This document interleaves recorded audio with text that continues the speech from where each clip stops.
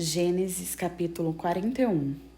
2 anos depois, o faraó teve um sonho. Ele estava em pé junto ao rio Nilo, quando saíram do rio 7 vacas, belas e gordas, que começaram a pastar entre os juncos. Depois saíram do rio mais 7 vacas, feias e magras, que foram para junto das outras à beira do Nilo. Então as vacas feias e magras comeram as 7 vacas belas e gordas. Nisso o faraó acordou. Tornou a adormecer e teve outro sonho. 7 espigas de cereal graúdas e boas cresciam do mesmo talo.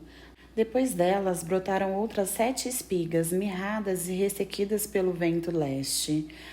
As espigas mirradas engoliram as 7 espigas graúdas e cheias. Então o faraó acordou. Era um sonho. Pela manhã, perturbado, mandou chamar todos os magos e sábios do Egito e lhes contou os sonhos, mas nenhum deles foi capaz de interpretá-los. Então o chefe dos copeiros disse ao faraó: Hoje me dou conta do erro que eu cometi.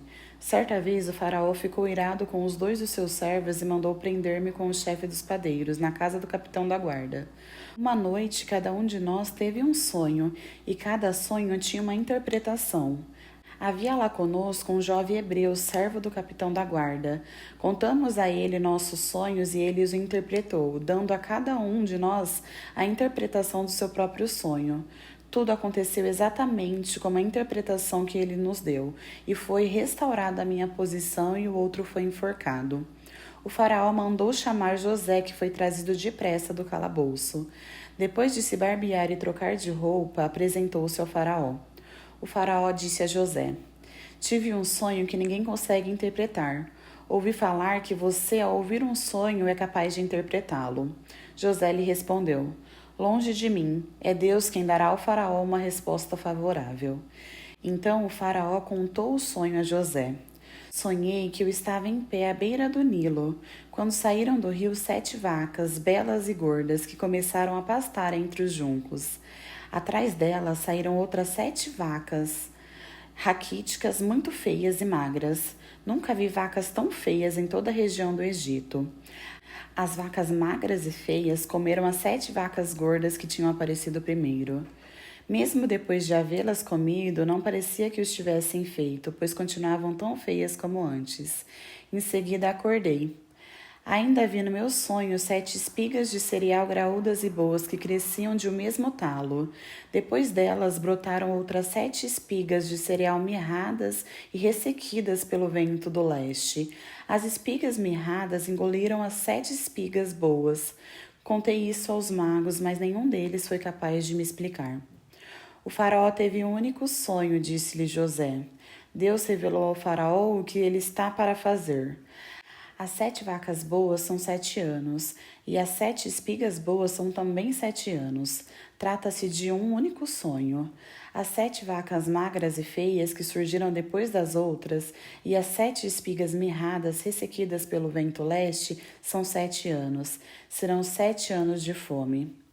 É exatamente como eu disse ao faraó. Deus mostrou ao faraó aquilo que ele vai fazer. 7 anos de muita fartura estão por vir sobre toda a terra do Egito, mas depois virão 7 anos de fome.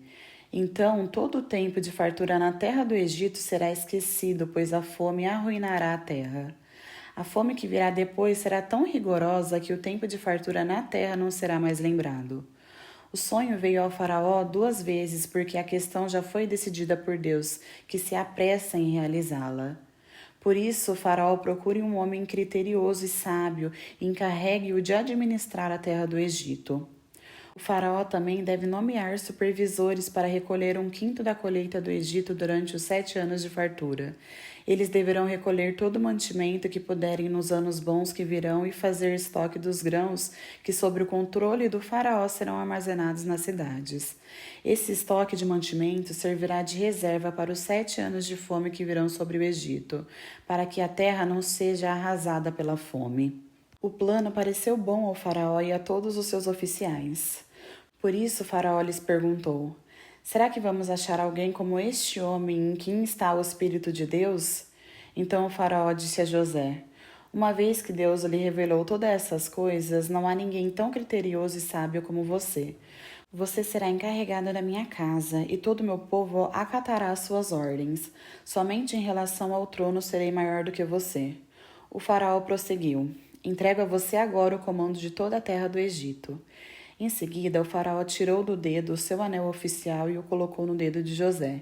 Ele o vestiu com roupas de linho fino e lhe colocou no pescoço uma corrente de ouro. Também o fez subir na carruagem do vice-regente que lhe pertencia. À frente iam gritando: Ajoelhem-se! Assim José foi posto no comando de toda a terra do Egito. O faraó disse ainda a José: Eu sou o faraó, mas sem a sua palavra ninguém poderá levantar a mão nem o pé em todo o Egito. O faraó deu a José o nome de Zavenate Paneia e deu-lhe por mulher a Zenate, filha de Potífera, sacerdote de On. Depois José viajou por toda a terra do Egito. José tinha 30 anos de idade quando se apresentou diante do faraó, rei do Egito. Ele se ausentou da presença do faraó e foi percorrer todo o Egito. Durante os 7 anos de fartura, a terra produziu em abundância. José recolheu todo o mantimento dos 7 anos de fartura no Egito e o armazenou nas cidades. Em cada cidade, ele armazenava o mantimento produzido nos campos das redondezas. Assim, José estocou grãos como a areia do mar. Tal era a quantidade que ele parou de contabilizar porque iam além de toda medida. Antes dos anos de fome, a Zenate, filha de Potífera, sacerdote de On, deu a José 2 filhos. Ao primeiro, José o deu o nome de Manassés, dizendo: Deus me fez esquecer de todo o meu sofrimento e de toda a casa do meu pai. O segundo filho chamou Efraim, dizendo: Deus me fez crescer na terra onde tenho sofrido. Assim chegaram ao fim os 7 anos de fartura no Egito, e começaram os 7 anos de fome, como José tinha predito. Houve fome em todas as terras, mas em todo o Egito havia alimento. Quando todo o Egito começou a sofrer com a fome, o povo clamou ao faraó por alimento, e esse respondeu a todos os egípcios: Dirijam-se a José e façam o que ele disser. Quando a fome já se havia espalhado por toda a face da terra, José mandou abrir os locais de armazenamento e começou a vender grãos aos egípcios, pois a fome se agravava em todo o Egito. De toda a terra vinha gente ao Egito para comprar grãos de José, porque a fome se agravava em toda parte.